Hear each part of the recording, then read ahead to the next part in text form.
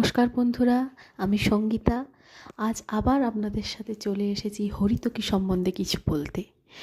হরিতকি বৃক্ষজাতীয় পাতাঝরা উদ্ভিদ। এই গাছ 40 থেকে 60 ফুট পর্যন্ত লম্বা হয়। পাতা 3 থেকে 5 ইঞ্চি লম্বা হয়। ফেব্রুয়ারি থেকে মার্চ মাসে পাতা ঝরে যায় এবং নতুন পাতা গজায়। উগ্র গন্ধবিশিষ্ট ফুল সাদা বা পীত বর্ণের হয়ে থাকে। হাফ থেকে 1 ইঞ্চি লম্বা ফল 5টি উন্নত শিরা বিশিষ্ট হয়ে থাকে। ফলে একটি মাত্র বীজ থাকে।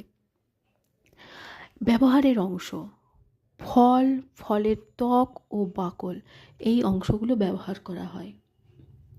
কোন কোন অংশ কিভাবে ব্যবহার করা হয় তা জেনে নিন। অর্শ রোগে 3 থেকে 5 গ্রাম পরিমাণে হরিতকি গুঁড়ো ঘোলের সাথে একটু সিন্ধুক লবণ দিয়ে মিশিয়ে খেলে সেরে যাবে। সূক্ষ্ম ফল বা ফলের চূর্ণ জলে ভিজিয়ে ব্যবহার করতে হয়। রক্তাশ্বে আখের গুঁড়োর সাথে হরিতকি গুঁড়ো মিশিয়ে খেলে কয়েকদিনের মধ্যেই সুফল পাওয়া যায়। চোখের রোগে হরিতকি বেটে জলে ভিজিয়ে জল দিয়ে চোখ ধুতে হবে। পিত্ত বেদনায় সামান্য গাওয়া ঘিয়ের সাথে হরিতকি গুঁড়ো সেবন করতে হবে।